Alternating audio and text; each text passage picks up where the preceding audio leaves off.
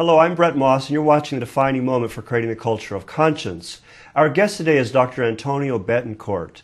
Dr. Betancourt is the director of the Office of Government Relations of the Universal Peace Federation in Washington, D.C.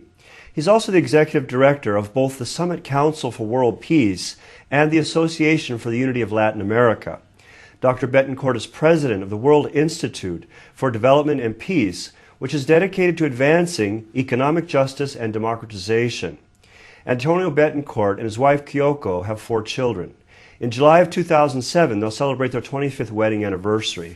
Dr. Antonio Betancourt, welcome to The Defining Moment. It's my honor to welcome you back to our show for another installment in our series addressing global issues. Thank you very much for being here today. Thank you for inviting me. It's a pleasure to be here in Santa Monica. The pleasure's all ours. Thank you so much. Our topic today is global family, or the clash of civilizations. Following the end of the Cold War, there was a great optimism for world peace. People felt it was possible, it was within our reach. Unexpectedly, after the events of September 11th, that optimism was replaced by tremendous uncertainty and pessimism about ever achieving world peace, and I think on the part of many people. What are the implications of the clash of civilizations? Well, the clash of civilizations is an assumption that there is an inevitable shock, an inevitable encounter, negative encounter between civilizations such as Islamic civilization versus Christian, Christian versus Jew, Hindu versus Islam, and so forth. Perhaps the highlights of this comes after September 11, in which many of the people implicated in the attack of the World Trade Center were of the Islamic faith. So for those who believe in this particular theory, they say, aha, here it is, the proof that clash of civilizations is occurring.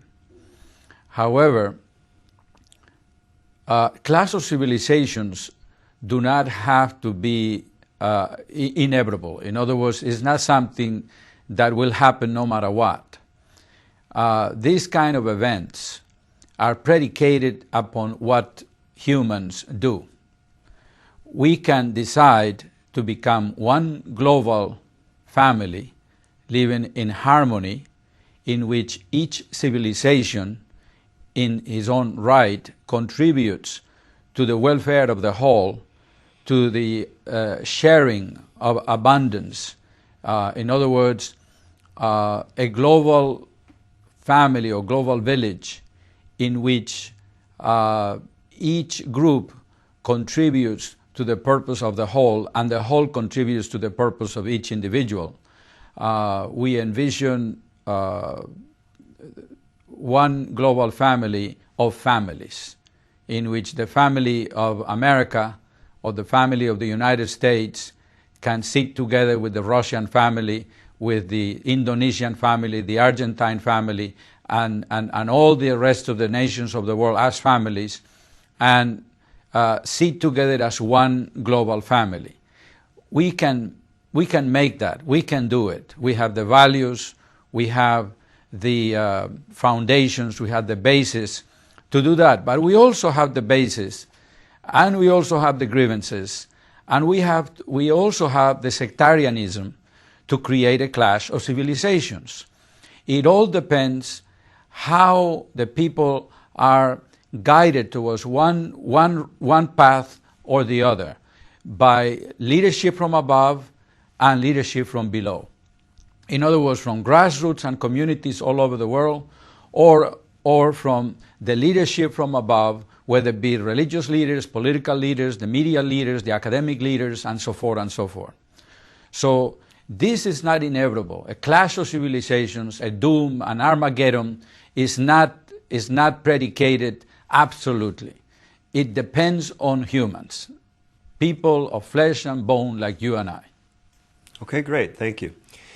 Now, obviously, many people are concerned or afraid of terrorism. What do you believe to be the source of terrorism, and what are the strategic objectives of terrorists? Well, there are problems with the word terrorism. In general, to my understanding, terrorism is the use of indiscriminated violence against innocent civilians, innocent people. In other words, people that have nothing to do with the grievances that leads to the violence.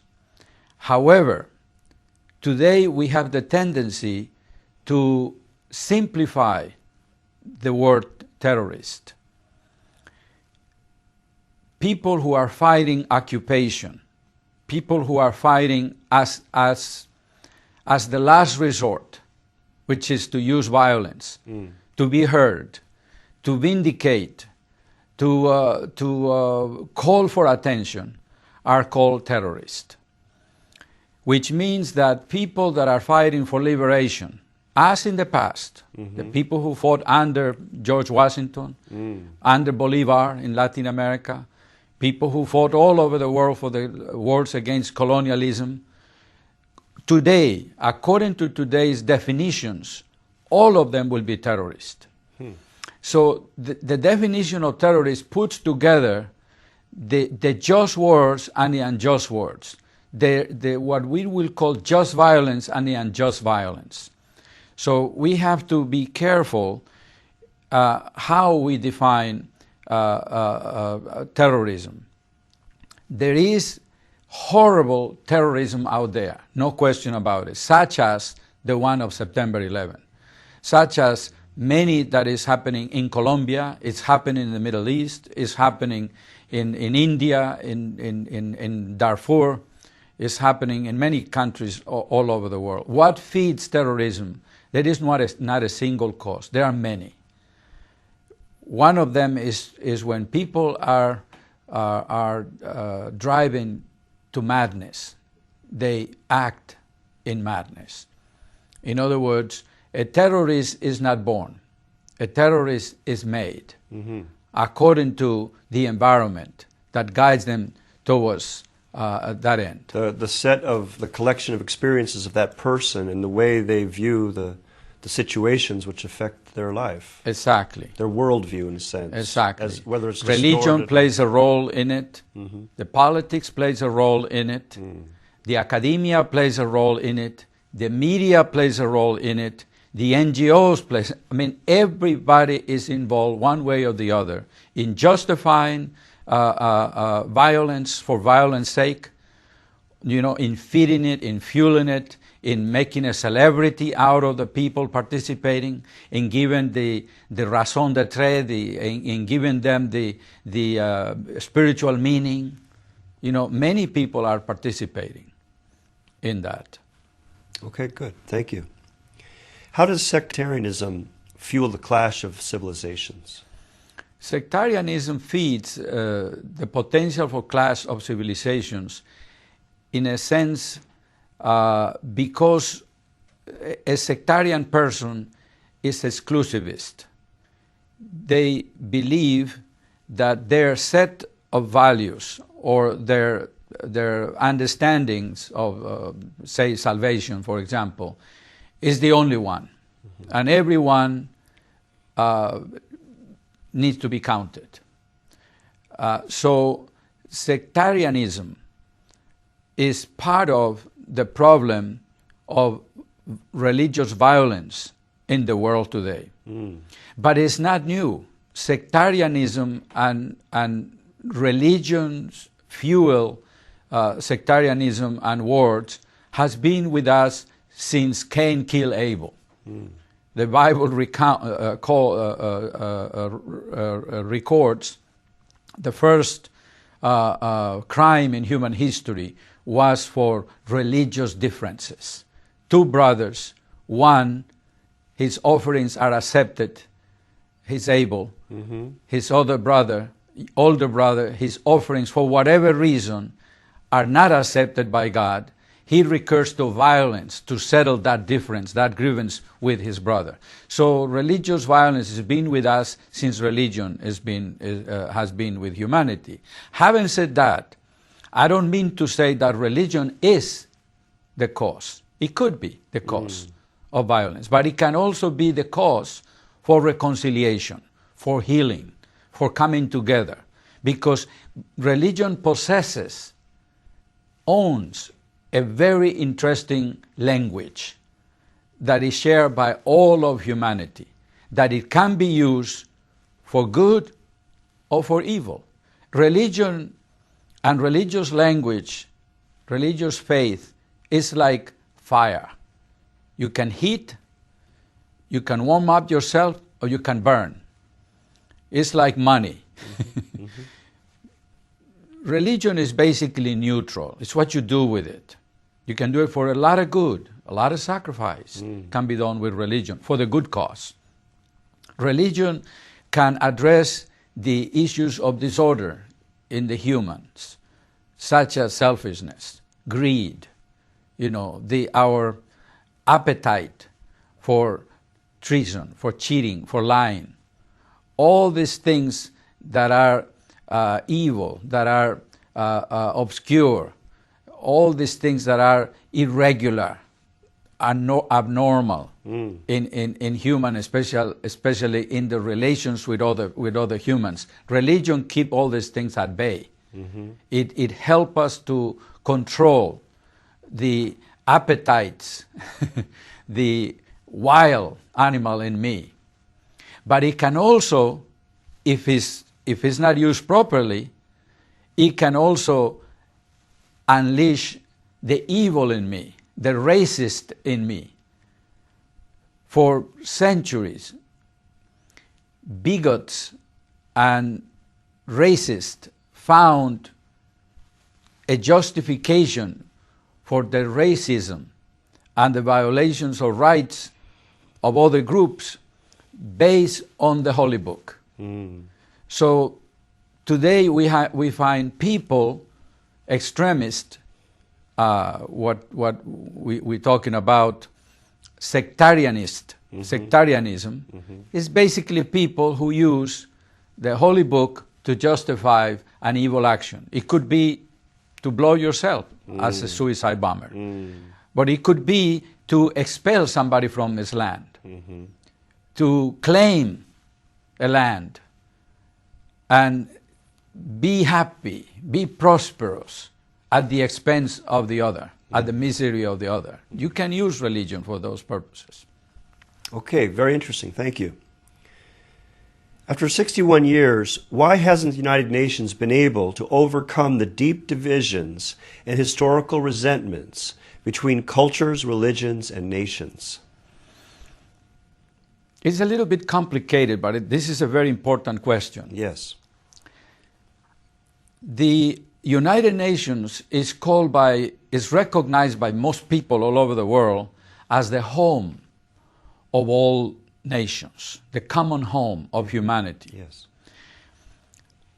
However, the UN in its charter declare as the noble objectives of the UN to overcome hunger, poverty,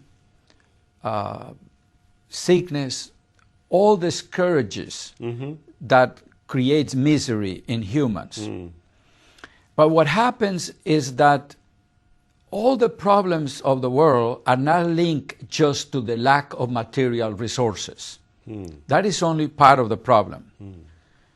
Scarcity is only one part of the problem. The problem is spiritual in nature. The problem is the perversity of humans who have the idea that mine is mine and yours is also mine if I can take it away from you. This perversity in humans, the UN set to address issues that at the root are spiritual. But what happens is in the 1940s, 1947, to bring in the Soviet Union, the Soviet Union demanded from the members, particularly from the United States, which was the sole superpower at that time, it demanded the removal of any reference to God, religion, or spirituality out of the charter. So by doing so, the United Nations basically crippled itself because it created an institution that from the charter, from its premises, from its philosophical basis, is trying to solve problems that are inherently spiritual in nature, trying to make good without defining what the ultimate good is, trying to define evil, you know, the evils of war without defining them from the holy books, from the common understanding worldwide of good and evil. In the meantime, it became a base for where the self-interest of all the parties involved, all the nations of the world, are at play. And what happens is that the powerful nations who have the strength to move the UN in their direction, they are the ones who control. And the small nations either sell their votes or try to do their best.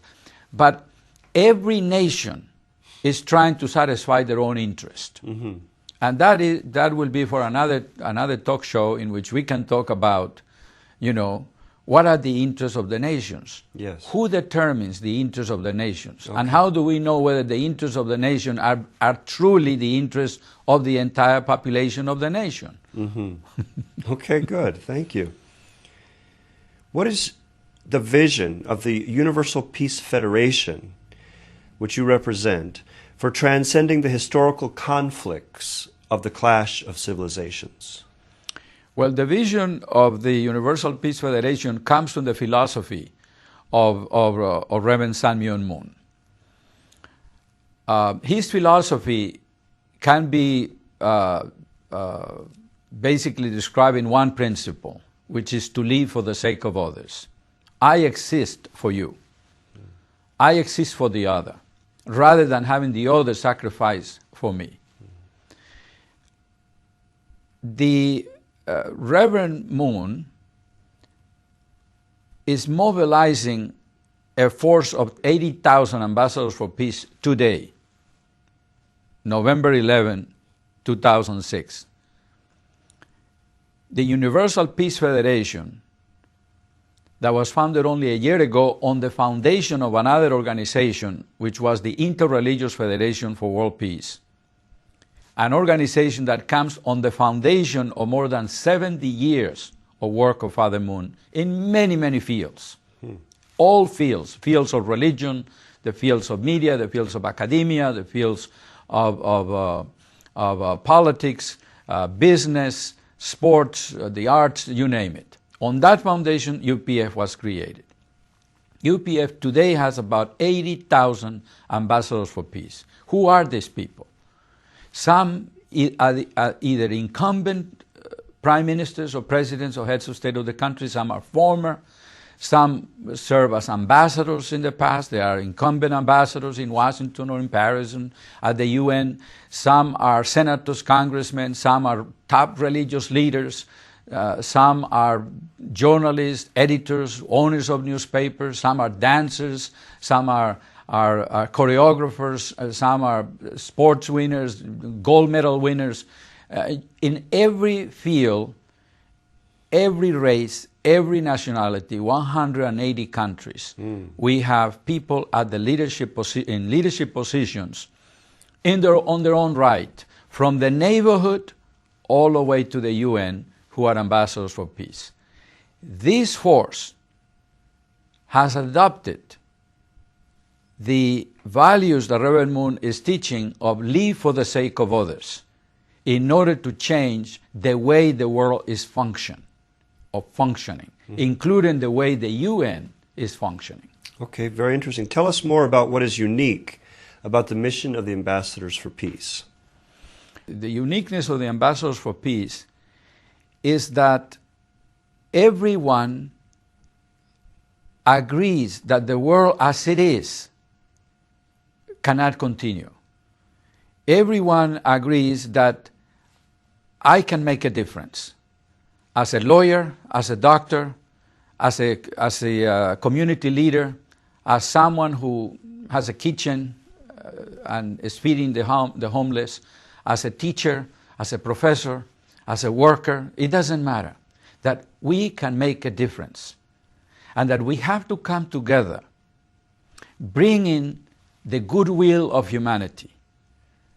The goodwill of humanity is not the monopoly of one particular religion or race or nationality. The goodwill is everywhere. So Father Moon has this incredible inspiration from heaven to bring in the goodwill of humanity in the form of ambassadors for peace from the top to the bottom, and to be visible, be active in communities all over the world, and to create councils. You will see this. Councils being created in every nation, beginning from councils in the community of people who manifest a selfless commitment to the community, giving up a lot of ambitions of the past, a lot of old thinking in which they were using whatever resources they had for themselves. Now they're thinking in doing it for the community, following a system of values in which Father Moon teaches to be a filial piety in the family, a patriot for the nation, a saint for the world, and a divine son and daughter of heaven and earth.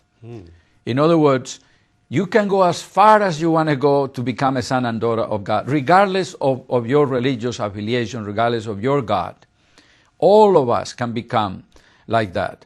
So we have to become visible and active in communities, in the rural areas, in communities all over the world, in 180 countries, create councils at the community level, at the state level, at the national level, regional level, the global level, and organize ourselves in order to effect changes in the way the world is conducting their affairs. Okay, very clear. Thank you. Tell us about the core values or principles of Ambassadors for Peace. In order to be an ambassador for peace, first of all, you have to have, if not a public-minded position, at least to be predisposed to think of the purpose of the whole rather than the purpose of the individual. To be aware of the necessity and the role that you can play as a public-minded person. So there are basically 5 principles that everyone is called to follow or to believe in. The first one is that there is one God, the Creator, and He is the parent of all humanity. If that is true, that means that Africans, Indonesians, Russians are my brothers and sisters. They are part of my family because there is one parenthood of God that looks after the whole of humanity. The second principle is that human beings are essentially spiritual in nature. We are essentially spiritual beings, rather than animals with instinct. Yes, we do come from the animal kingdom as the base, but we are not animals. We are spiritual beings. And the most important things for humans is spiritual. It's not the physical. Though the world tried to make us believe that the most essential and most important things are physical, they're not. The third principle is that the family is the school of love and a cornerstone of world peace. We have to rescue the family. Which family? All families. The Muslim family, the Catholic family, the Jewish family, the believer family and the non-believer family. The family is the cornerstone to world peace and is the cradle of civilization. Why? Because it's the school of true love. It's the school of love. The love you learn in the family, you manifest it as you move into the community, into the city, into whatever you do in the nation and eventually in the world. The fourth principle, this is very important, is that live for the sake of others is the highest standard of human relations. Father Moon teaches that before the creation of the cosmos, before the Creator put in motion the creation of the world, He created first the principle of live for the sake of others as a nucleus. after that he created that principle, he began to create upon that nucleus. The final principle for Ambassadors for Peace is interreligious work and cooperation are essential in world peace. We cannot secure world peace without having respect for the other religious beliefs and as much as possible have interaction with them in a positive way, looking for what is universal. We sustain and we keep what is parochial, what is unique in a place, in a time that may not be universal, but is important for our beliefs. But we look for what is universal, that we can share and build upon that, so we can have common ground, essentially. Common grounds for Hindus, for Muslims, for Baha'is, for Catholics, and within Christianity, all the different denominations, Jews, and so forth and so forth. They have to find the common grounds and dedicate themselves to cooperate with each other and to have and to work together to build a new world. Wow, that's beautiful. Thank you. How can people learn more about what's involved in becoming an ambassador for peace? Well, they can go to our website, which is peacefederation.org. I repeat, peacefederation.org. Okay, great. And I hope that this will generate a lot of interest in people out there who have great talent, great resources that can be used for the purpose of bringing peace into the community, the city, the state, the nation, the world, the United Nations. God bless you. Dr. Antonio Betancourt, it's really been a pleasure to have you here today on the Defining Moment. I'm really grateful for your insights, your wisdom. Thank you so much for having been our guest today. Thank you. I'm very happy to be here, and I'm grateful to you for inviting me. Thank you so much. You've been watching The Defining Moment for Creating a Culture of Conscience. You can find us on the internet at www.definingmoment.tv. Thanks for watching, and have a great day.